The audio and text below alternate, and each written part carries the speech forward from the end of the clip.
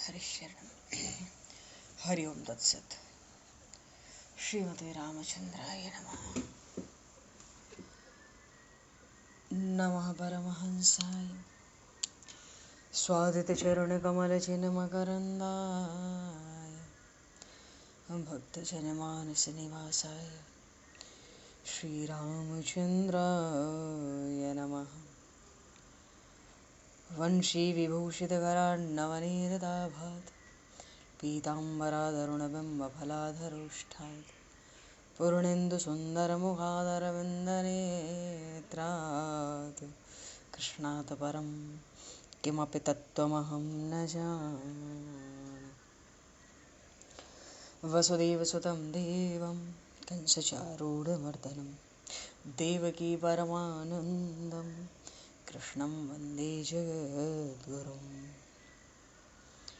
गङ्गातरङ्गरमणीय जटाकलापं गौरीनिरन्तरविभूषत वामभागं नारायणप्रियं अनङ्गमदापहारं वाराणसीपुरपतं भज विश्वनाथं।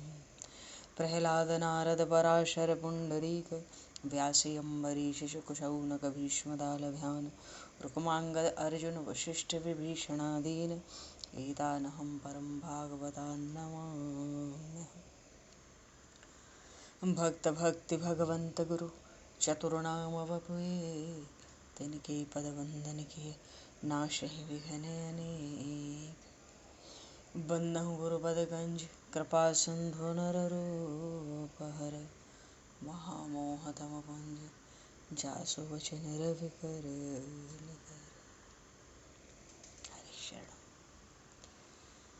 गोविंद जय जय गोपाल जय जय गोविंद जय जय गोपाल जय जय राधारमण हरि गोविंद जय जय राधारमण हरि गोविंद जय जय। श्री राम जय जय ऋषिकेश जय जय श्री राम जय जय ऋषिकेश जय सीतारमण राम रघुनाथ जय जय सीतारमण राम रघुनाथ जय जय। गोविंद जय जय गोपाल जय जय राधारमण हरि गोविंद जय जय। श्री राम जय जय ऋषिकेश जय जय सीतारमण राम रघुनाथ जय जय राधारमण हरि गोविंद जय जय सीतारमण राम रघुनाथ जय जय। बोले श्याम रामचंद्र भगवान की जय। समूह राम दरबार की जय। श्री राधे कृष्णचंद्र भगवान की जय। श्री भागे बहरलाल की जय। श्री वृंदावन प्रेम धाम की जय। श्री पंडरीनाथ भगवान की जय। सब संतन की जय, सब भक्तन की जय, समस्त वैष्णवन की जय, समस्त पूर्वाचार्य चरणन की जय, समस्त संप्रदाचार्यन की जय। श्री सद्गुरुदेव भगवान की जय। गंगा मैया की जय, जमुना मैया की जय, सरजू मैया की जय, गौ माता की जय, तुलसी माता की जय, पृथ्वी माता की जय, काशी महारानी की जय। जय जय श्री सीताराम, जय जय श्री राधे श्याम। नमः पार्वती पतये हर हर महादेव। अनंत कोटि ब्रह्मांड नायक सर्वेश्वर पूर्ण परात्पर ब्रह्म असंख्य कल्याण गुणगण निलय भक्त वांछा कल्पतरु शरणागत वत्सल भक्त वत्सल दीनबंधु दया सिंधु यदुवंश में अवतंस लीला पुरुषोत्तम योगेश्वर भगवान श्री कृष्ण की महती कृपा करुणा से एवं महापुरुषों की भावमयी सन्निधि में, साथ ही आप सभी श्रद्धालु भक्त वैष्णवों की मंगल सन्निधि में, मानव जीवन का सर्वोत्कृष्ट फल भागवत गुणगान, भगवत गुण चिंतन का आनंद हम सभी आज से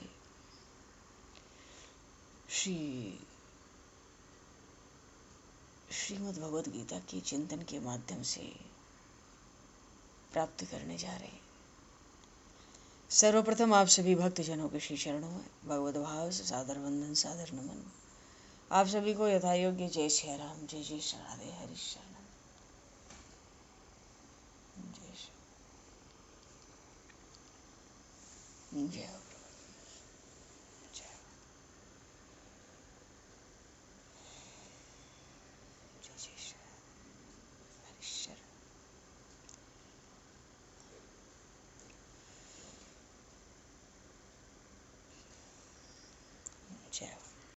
श्री कृष्ण गोविंद हरे मुरारे, हे नाथ नारायण वासुदेव,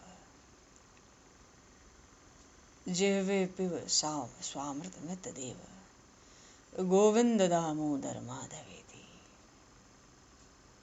श्री रामचंद्र चरणौ मनसा स्मरामि, श्री रामचंद्र चरणौ वत्सा गृह्णामि, श्री रामचंद्र चरणौ सरसा नमामि, श्री रामचंद्र चरणौ शरणं प्रपद्ये।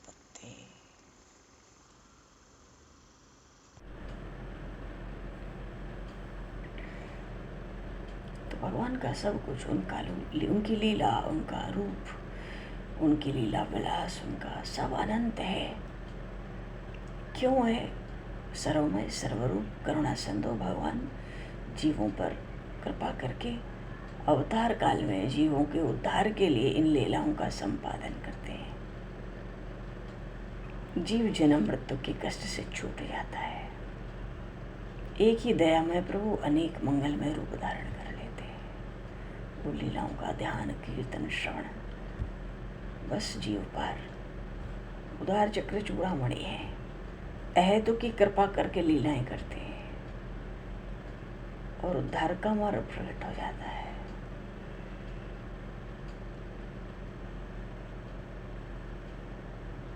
जलसी कर्मय रज गन जाई, रघुपति चरित न वर्ण सराई। भगवान की इन मंगल में लीलाओं की गणना नहीं है। आगे जो तत्व है,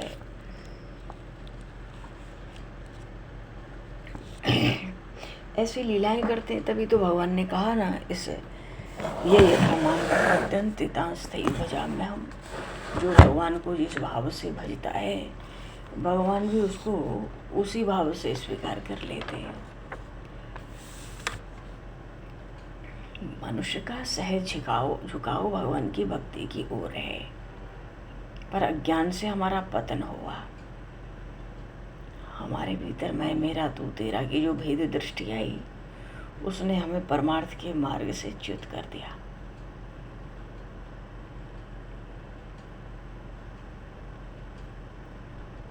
भगवान आगे जो प्रसंग है कर्म का, ज्ञान कर्म संन्यास योग में एक विषय तो था जहाँ भगवान ने अपने अवतार का रहस्य प्रकट कर दिया और कह दिया, इन बातों को जो जान ले उसका पुनर्जन्म नहीं होगा। और आगे अब कर्म के रहस्य को भगवान प्रकट कर रहे हैं। कर्म का, क्योंकि कर्मन की गति न्यारी, कर्मों की जो गति है, ये कर्म शब्द ही बहुत जटिल है, ये बड़ा गूढ़ है। तो भगवान ने कहा, क्योंकि वो महात्मा अर्जुन युद्ध तो नहीं करना चाहते ना, युद्ध को बड़ा घोर कर्म, हिंसक कर्म समझते हैं, इसलिए अब भगवान कर्म के तत्व को प्रकट करना चाहते हैं। कर्म का स्वरूप क्या है, ये उन महात्मा अर्जुन को भगवान समझाना चाहते हैं। कारण क्या है? कर्म के स्वरूप को ठीक से समझ लेंगे भक्तराज तो युद्ध में प्रवृत्त हो जाएंगे। इनको अभी कर्म का स्वरूप नहीं पता, प्रभु को लगता है कर्म के तत्व को मैं प्रकट करूं। अच्छा, ये विषय गीता जी में बहुत से विषयों का प्रतिपादन हुआ है। बहुत से विषय ऐसे भी होते हैं जहाँ हमारा कोई बहुत विशेष प्रयोजन नहीं हो पाता, क्योंकि हर चीज सबके लिए तो होती नहीं है। हर विषय सबके लिए तो नहीं होता।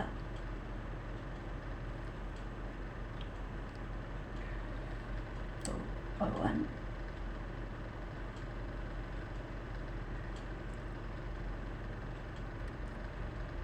ये कर्म का तत्व सभी के समझने के लिए बहुत जरूरी है। बात समझ आ जाती है कि भाई कर्म क्या है और कैसे करने हैं, और अगर हम ऐसे करते हैं तो उसका क्या क्या फल होता है, और वैसे करें तो क्या फल होता है।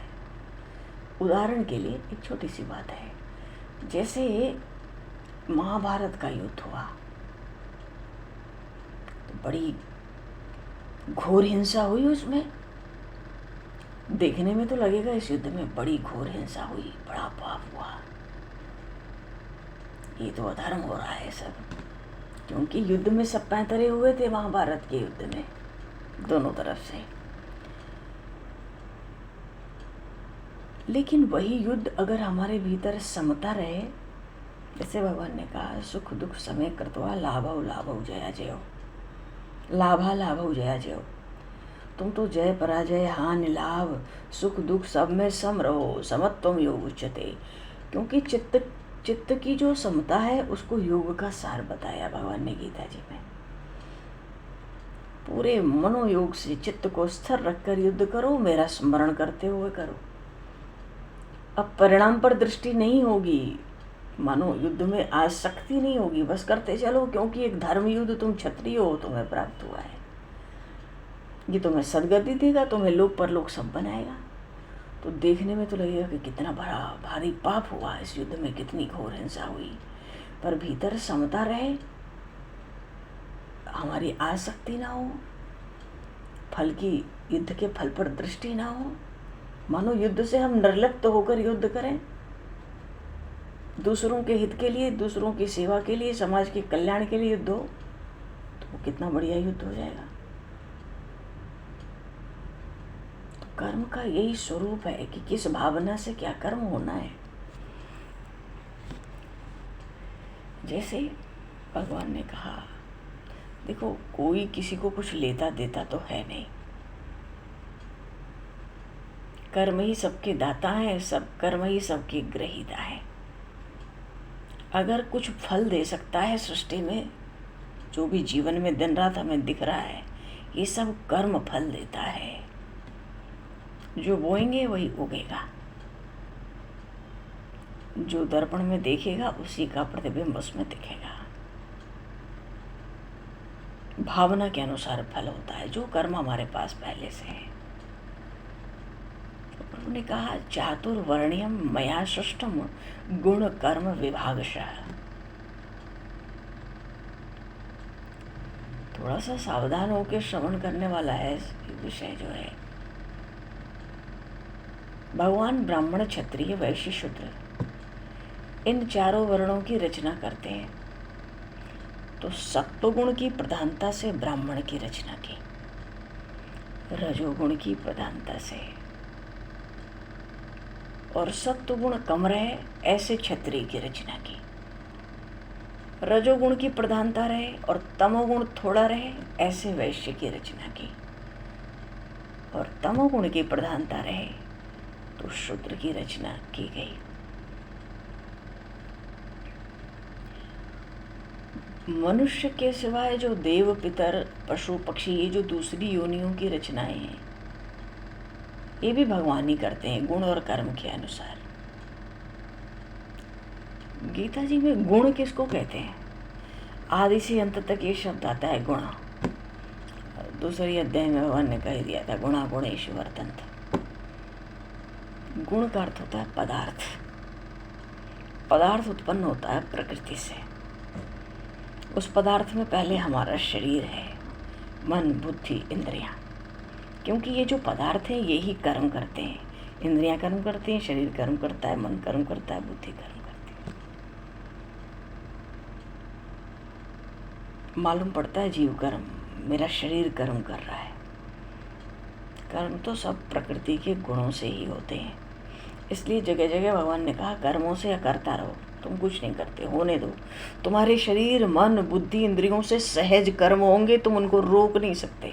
बस इतना ही करो कि तुम उन कर्मों को अपने द्वारा किया हुआ ना मानो, तो तुम्हें बंधन नहीं होगा उन कर्मों का। और अपने द्वारा किया हुआ कर्म मानोगे तो तुम भव सिंधु में निश्चित पड़ोगे। अच्छा, तो भगवान ही सबकी रचना करते।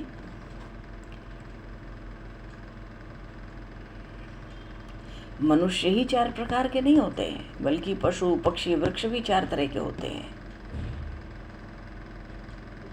जैसे पक्षियों में जो कबूतर आदि हैं ये ब्राह्मण जैसे हैं, बाज आदि जो हैं ये क्षत्रिय जैसे हैं, चील आदि जो हैं गिद्ध ये वैश्य जैसे हैं, कौवा आदि जो हैं वो शूद्र पक्षी हैं। ऐसे वृक्षों में पीपल है तो ब्राह्मण जैसा है, वहाँ सत्वगुण प्रधान है। नीम है तो क्षत्रिय जैसा है, वहाँ रजोगुण प्रधान है। अब इमली का पेड़ हो वैश्य प्रधान है। वो कीकर कहते हैं ना बबूल, ये शूद्र वृक्ष है। तो चातुर्वर्ण्यम में केवल मनुष्यों के लिए नहीं है, ये सब योनियों के लिए है। पर कर्म करने का अधिकार मनुष्य को ही है।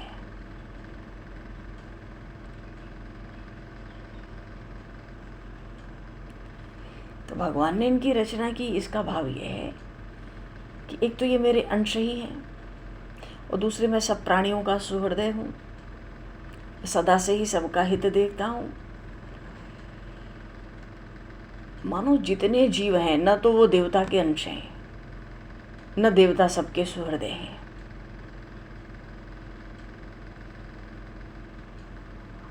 यहाँ किसी और को श्रेय नहीं जाता, केवल परमात्मा को जाता है। तो सृष्टि की रचना, पालन, संहार सब कर्म करते हुए भी भगवान सब कर्मों से निर्लिप्त रहते हैं। क्यों रहते हैं?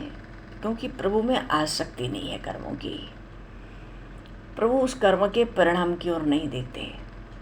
प्रभु उन कर्मों को करते हुए भी कर्तापन के अभिमान से बहुत दूर रहते हैं। इसलिए ये सारी रचना करके भी अनंत विश्व ब्रह्मांड की इससे परे रहते हैं, निर्लिप्त रहते हैं।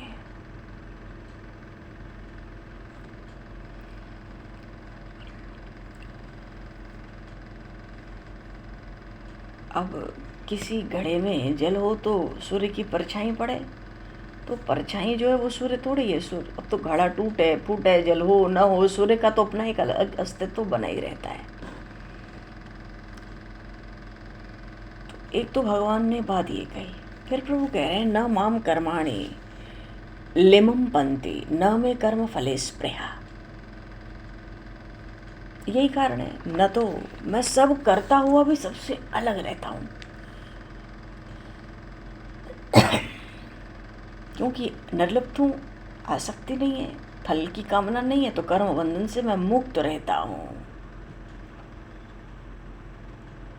तो जितने बड़े बड़े मुमुक्षु हुए भगवान के, इसी प्रकार कर्म के करने को अगर भगवान की ओर दृष्टि जाए तो मनुष्य जान जाता है ना कि भगवान तो प्राणी मात्र के परम सुहृदय है। भगवान के द्वारा की हुई जो क्रियाएं हैं जिनमें कर्तापन का भाव भी नहीं है, वो सब प्राणी मात्र के हित के लिए है। और भगवान सब जीवों को कर्म के बंधन से अब की बार छुड़ा लेने के लिए मनुष्य शरीर देते हैं।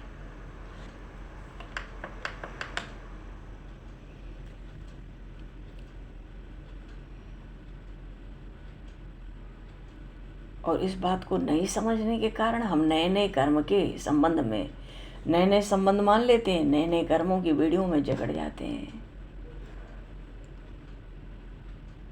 तो भगवान में कर्तापन नहीं है अवतार लेके, कोई फल की कामना नहीं है। उनके लिए क्या प्राप्य है जो उनको प्राप्त करना है? केवल कृपा करके जीवों को कर्म के बंधन से छुड़ाने के लिए, उनका उद्धार करने के लिए भगवान सृष्टि की रचना का कार्य करते हैं। तो भगवान को इस तरह जान लेने से मनुष्य भगवान की ओर खींचे जाता है ना। उमा राम स्वभाव जी जाना, ताहि भजन तजी भावन आना।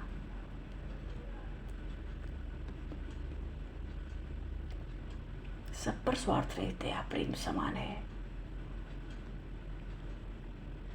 सृष्टि में जो कुछ क्रिया हो रही है वो सब जीवों के हित के लिए, ऐसी भगवान ने सृष्टि बनाई। और हित में ऐसे हो रही है वो क्रिया कि हर जीव कर्म के बंधन से मुक्त हो जाए। मनुष्य शरीर दे दो, पर हम उन सृष्टि में आके उन कर्मों को देखकर नए नए संबंध बनाते हैं और नया नया बंधन उत्पन्न हो जाता है। भगवान तो केवल कृपा के लिए, बंधन से छुड़ाने के लिए देते हैं। भगवान के कर्म तो दिव्य हैं, संत महात्माओं के भी कर्म दिव्य होते हैं। और संत महात्मा नहीं, मनुष्य मात्र भी अपने कर्मों को दिव्य बना सकता है। बस हमारे कर्मों में कामना ना हो, ममता ना हो, आसक्ति ना हो, तो कर्म बांधने वाले नहीं होंगे। फिर जो हमारे द्वारा कर्म होंगे उन कर्मों की मलिनता दूर हो जाएगी, कर्म दिव्य हो जाएंगे। तो अपने कर्मों को दिव्य बनाने का सरल उपाय क्या है? संसार से मिली हुई वस्तुओं को अपने ना माने, अपने लिए भी ना माने।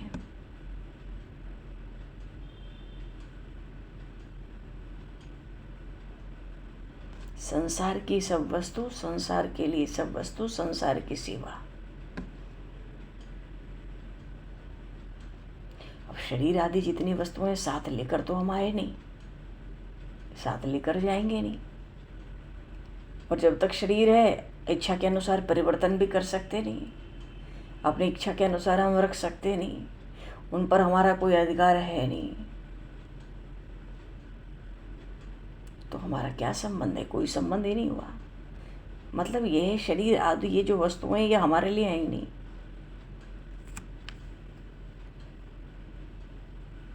किस लिए? सेवा के लिए।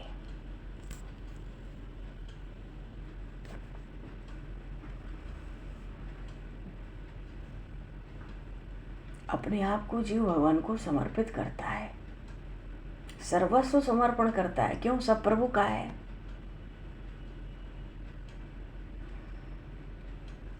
भगवान की उदारता अपार है। अच्छा, आगे जो भाव है भगवान बता रहे हैं, जो कामना से रहित कर्म है वो मोक्ष देने वाला है। वो कर्म मोक्ष दे देते हैं। इसलिए आज तक जो महापुरुष हुए वो कामना से, आसक्ति से रहित होकर कर्म किए। जैसा भगवान ने आदर्श रखा उस मार्ग का अनुसरण किया। आगे प्रभु ने कहा, किम कर्मेति कवयो पयत्र मोहिता। कर्म क्या है, अकर्म क्या है, बुद्धिमान भी चकरा जाते।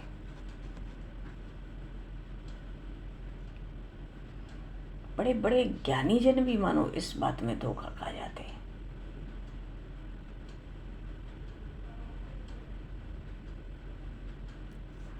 तो कर्म और अकर्म, भगवान कहते हैं इनका रहस्य बड़ा गूढ़ है।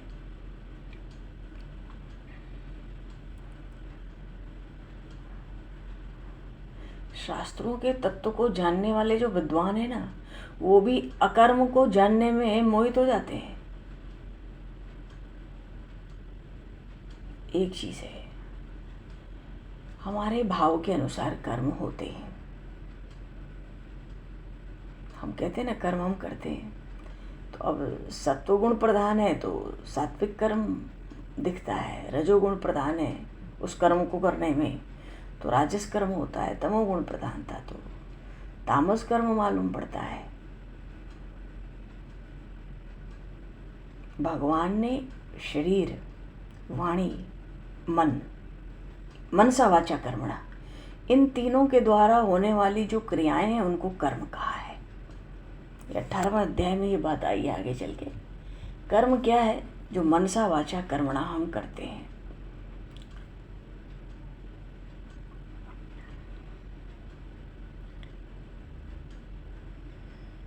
अब मनुष्य में ममता ज़्यादा हो, आसक्ति ज़्यादा हो, फल की इच्छा हो, तो कर्म न करते हुए भी वास्तव में कर्म हो ही रहा है। कर्मों में हम लिप्त हैं। और यदि ममता नहीं है, आसक्ति नहीं है, फल की इच्छा नहीं है, तो कर्म करते हुए भी कर्म नहीं हो रहा है। हम कर्मों से निर्लिप्त हैं।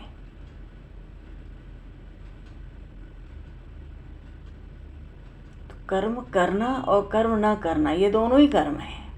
भगवान ने कर्म के देखो दो भेद बताए, कर्म और अकर्म। अकर्म का मतलब ये नहीं है कि कर्मों को हम छोड़ दें, कर्म ही ना करें। कर्म करने के दो मार्ग है ना, प्रवृत्ति और निवृत्ति। तो जो प्रवृत्ति के लिए कर्म करता है तो कहते हैं भाई कर्म हो रहा है, और जो निवृत्ति के लिए है तो कर्म नहीं हो रहा है। पर यहाँ ध्यान देने की बात यह है, अगर हम जीवन में सेवा करें और त्याग करें तो ये दोनों कर्म नहीं हैं। ये दोनों कर्म नहीं है।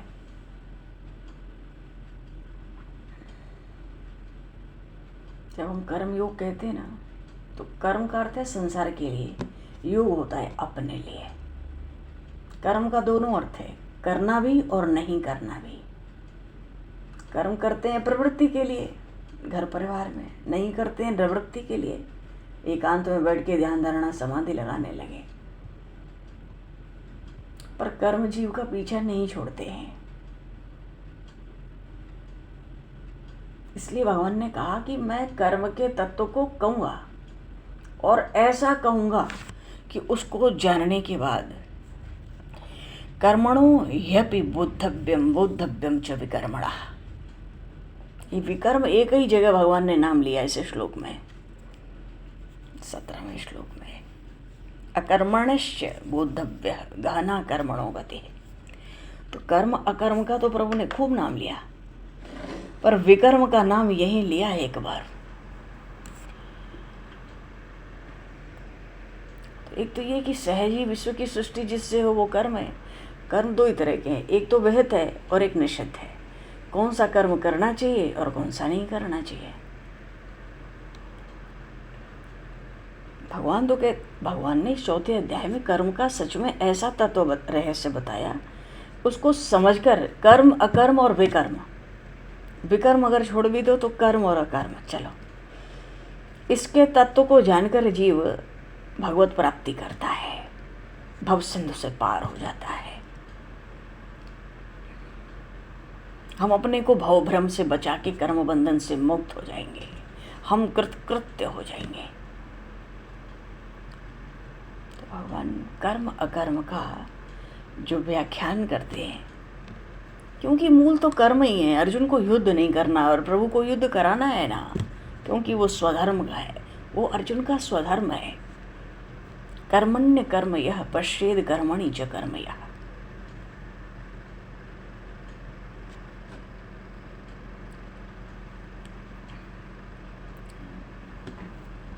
जो मनुष्य सब कर्मों को करता हुआ भी इस बात को अच्छी तरह से जानता है कि मैं कुछ करता नहीं, मैं निष्कर्मा हूं, मानो मैं करता हूं नहीं इस कर्म का, और मुझे कोई फल की आशा भी नहीं है, मैं तो केवल अपने कर्तव्य बुद्धि से कर्म कर रहा हूं और किसी कारण से नहीं कर रहा हूं। इसका मतलब वो निष्काम कर्म कर रहा है, उसमें निष्कर्मता है।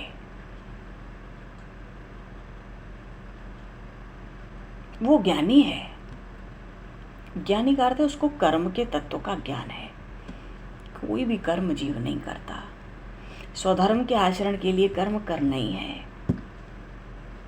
पर वो भी मैं नहीं करता, न फल चाहिए और समर्पण भी प्रभु को करना है।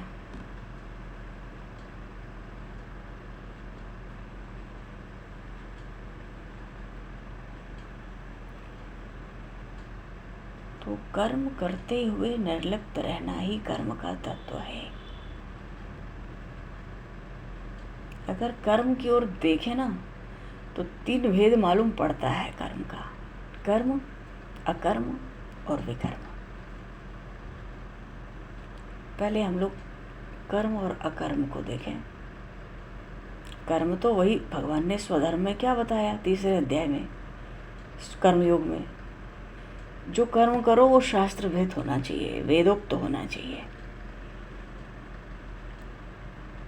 तो अब मानो कोई मनुष्य है, उसको वेदों का, शास्त्रों का ज्ञान है और जिस तरह के कर्मों को करने के लिए वहाँ कहा गया है वो वैसे कर्मों को करता भी है। और वहाँ भी 2 रास्ते हैं, 2 बातें हैं। वो मनुष्य जो कर्म कर रहा है शास्त्रोक्त, वेदोक्त, जिसको विहित कर्म कहते हैं कि वो किया ही जाना चाहिए मनुष्य के द्वारा, तो हो सकता है वो मनुष्य उन विहित कर्मों को फल की इच्छा से करता हो, और कोई मनुष्य हो सकता है कि उन विहित कर्मों को करे, उन तरह तरह के यज्ञों को, पर उसमें फल की इच्छा ना रखे। पर दोनों ही शास्त्र सम्मत कर्म कर रहे हैं, विहित कर्म।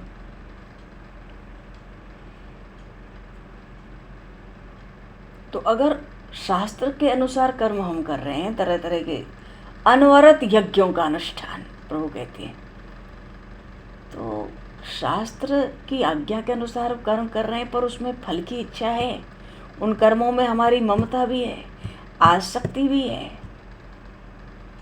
तो ऐसे कर्मों को कर्म कहा गया है। करते तो शास्त्रोक्त कर्म है, पर फल की इच्छा से ममता, आसक्ति रखकर उसको कहेंगे कर्म। ये कर्म कर रहा है। पर कोई मनुष्य शास्त्रोक्त कर्म करे पर उसमें सकाम भाव ना हो, कामना हो ही ना, फल की इच्छा हो ही ना, वो निर्लिप्त होकर, अनासक्त होकर उन्हीं शास्त्र विहित कर्मों को करे, दूसरों के लिए, दूसरों के हित के लिए केवल करे, तो उसको कहते हैं अकर्म। अकर्म में कामना नहीं हो सकती, आसक्ति नहीं हो सकती कर्मों के प्रति, कर्तापन का भाव भी नहीं होता। तो सबसे उच्च कोटि इन तीनों में क्या है? अकर्म। क्योंकि ऐसा मनुष्य कर्म करते हुए भी वो कुछ नहीं करता है, तो कर्म का बंधन उसको रहा नहीं। कर्म का बंधन न होता, कर्म का कर्तापन न होता तो हमारा जन्म नहीं होता। जन्म का दूसरा कोई कारण ही नहीं है सृष्टि में। तो कर्म शास्त्र विहित कर्म, लेकिन सकाम भाव से, फल की इच्छा से वो कर्म है। शास्त्र विहित कर्म निष्काम भाव से, अनासक्त भाव से, दूसरों के हित के लिए, सेवा के लिए, परोपकार के लिए, वो अकर्म है। अब कोई विहित शास्त्र सम्मत तो कर्म करे। विहित कर्म का अर्थ होता है शास्त्र सम्मत कर्म। शास्त्र सम्मत कर्म करे पर दूसरों को दुख देने के लिए करे, दूसरों का अमंगल करने के लिए करे, तो वो विकर्म बन जाएगा। विकर्म उसको कहते हैं जो निषिद्ध कर्म है, जो करना ही नहीं है और हम करें, वो विकर्म है। विकर्म में सबसे खास बात होती है कामनाओं को खूब बढ़ा बढ़ा के कर्म करना, वो विकर्म है। कामना से कर्म होते रहे पर कामना बहुत बढ़ जाए तो विकर्म। विकर्म का मतलब होता है पाप कर्म। अब युद्ध जैसा हिंसा युक्त घोर कर्म भी शास्त्र की आज्ञा के अनुसार समता के साथ किया जाए, जय पराजय ध्यान में रख के हम समान रहेंगे, कुछ परिणाम हो, लाभ हानि में समान रहेंगे, सुख दुख में समान रहेंगे, शांति भी रखेंगे, तो पाप नहीं लगता फिर ऐसे घोर हिंसक युद्ध से भी। तो भाव क्या है? समता पूर्वक कर्म करें तो दिखने में पाप दिखेगा, पर वो होगा अकर्म।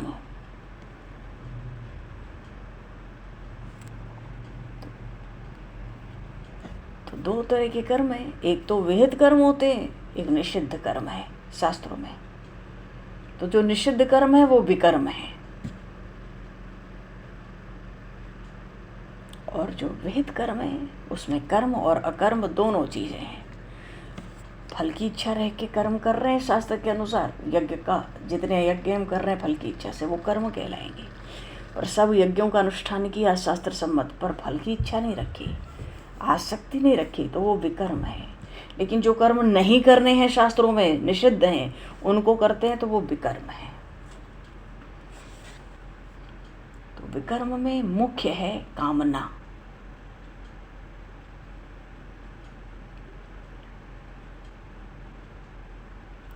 गहनो कर्मणो गति, भगवान ने कहा ना, गहना कर्मणो गति।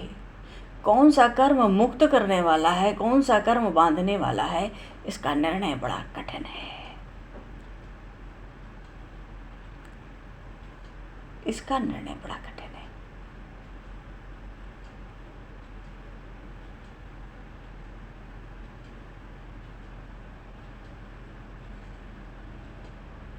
अब हम कोई कर्म करें और हम ये सोचें कि इस कर्म का हमको ये फल मिलना चाहिए, ऐसे ही कर्मों में हम बंध जाते हैं।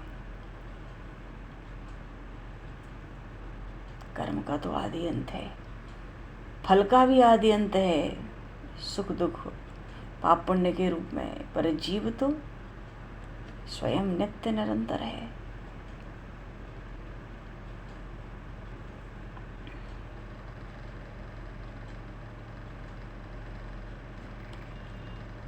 अब कोई दुकान खोलकर बैठ जाए और लेने की इच्छा बनी रहे, भाई द्रव्य लेगा, वस्तुएं देगा दुकानदार, तब तो दिमाग जो दुकान है वो चलती रहेगी, कभी उठेगी तो है नहीं, बंद तो होगी नहीं। क्यों? भीतर लेने की इच्छा है। जब तक ग्राहक आ रहे हैं लेते रहो, लेते रहो, द्रव्य लेते रहो, वस्तुएं देते रहो। फले सक्तो निबध्यते, फल की इच्छा न रखने से नया राग उत्पन्न नहीं होता, और जो पुराना राग होता है आसक्ति, वो नष्ट हो जाती है। और जो राग के बंधन से रहित हो गया उसको वीतराग कहते हैं। वीतराग जो हो गया, उसके जितने कर्म थे ना, अब वो सब अकर्म बन गए।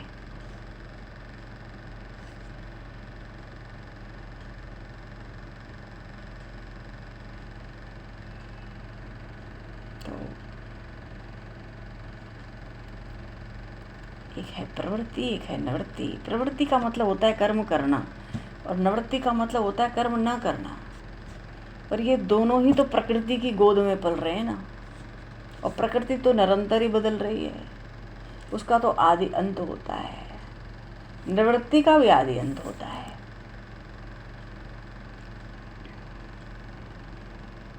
कहने का भाव है,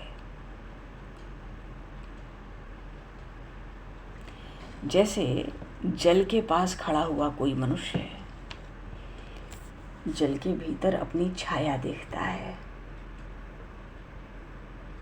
और अच्छी तरह समझता है, मैं इस जल की छाया थोड़ी हूँ, जल में मैं छाया थोड़ी हूँ, मैं तो अलग हूँ इस छाया से, मैं तो बिल्कुल अलग हूँ। जल में जो मेरी प्रतिछाया दिख रही है, मैं उससे बिल्कुल अलग हूँ। अब कोई नौका विहार करे तो नदी के किनारे जो वृक्ष हैं, लगता है बड़े वेग से दौड़ रहे हैं,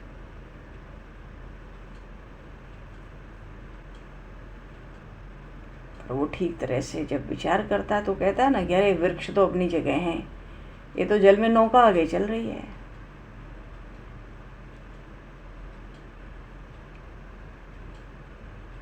वैसे ही भगवान कहते हैं, जो ये जानता है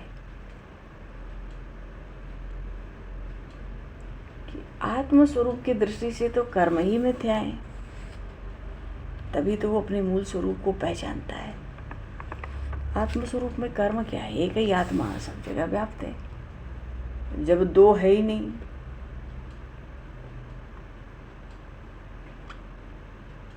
सूर्य है, उदय होता है, अस्त होता है,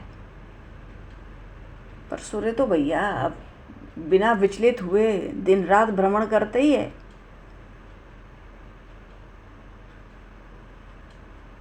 ऐसे ही जो ज्ञानी होते हैं, जो कर्म के तत्व को जानते हैं, ऐसे मनुष्य सब कर्मों का आचरण करते हुए भी निष्कर्मता में, अपने मन को निष्कर्मता में रखते हैं, उनमें कर्तापन नहीं होता। अब पानी में सूर्य का प्रतिबिंब दिखता है, तो क्या सूर्य पानी में डूबा हुआ है?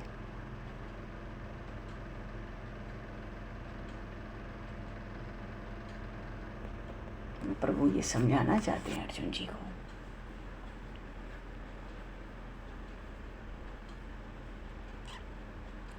जिसमें अकर्तापन होता है वो भोग भोग के भी उन भोगों से निर्लिप्त रहता है।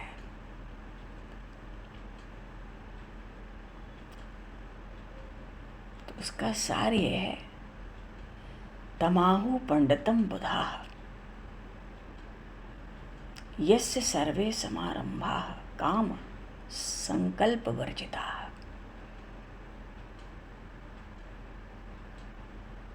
कर्म के फल में आसक्ति न रहे, मन में कोई संकल्प विकल्प न रहे कि मैं ये कर्म करूँगा, अब ये आरंभ हो गया है तो इस काम को मैं पूरा करूँगा। जिसको आत्म सुख होगा वही कर्म के बंधन से छूटता है। क्यों? वो तो सब जगह एक ही को देखता है, तो सब कर्मों को एक ही जगह स्वाहा कर चुका रहता है। तो जो शरीर के विषय में उदासीन है, त्यक्त्वा कर्म फलासंगम नित्य तृप्तो नराश्रयः। एक तो शरीर से उदासीन है, वैसे भी शरीर तो है देवताओं का, अब बना तो है ही नहीं, इससे मुंह बढ़ा के क्या करना है। प्रभु कह रहे हैं शरीर से तो उदासीन रहो, न तो ये तुम्हारा है, न ये तुम्हारे लिए है, न ये तुम्हारे साथ रहने वाला है। तो शरीर से भी उदासीन रहो और कर्म के फल से भी इच्छा से रहित हो जाओ। जब हम शरीर से उदासीनता का भाव लाते हैं तो अपने आप पता चलता है कोई कर्म हम नहीं कर रहे, तो जीव हमेशा आनंदित रहने लगता है। वहाँ कोई आशा थोड़ी रहती है, प्रश्न ही नहीं है। समय के अनुसार जो मिल जाए उसी में संतुष्ट, ये मेरा है वो पराया है, ऐसी दृष्टि ही चली जाती है। सारा विश्व ही आत्मरूप हो जाता है, द्वैत ही खत्म हो जाता है। तो ऐसा मनुष्य भी तो कर्म करता ही है प्रारब्ध से, पर उसके सब कर्म अकर्म रहते हैं, क्योंकि न तो कोई कामना है, न किसी कर्म की करने न करने में आसक्ति है, और वो तो सर्वस्व ही परमात्मा में ही दिन रात बैठा है। वो दिखता है सगुण पर होता निर्गुण ही है वो भी, क्योंकि उसी को तो गीता जी में गुणातीत कहा गया।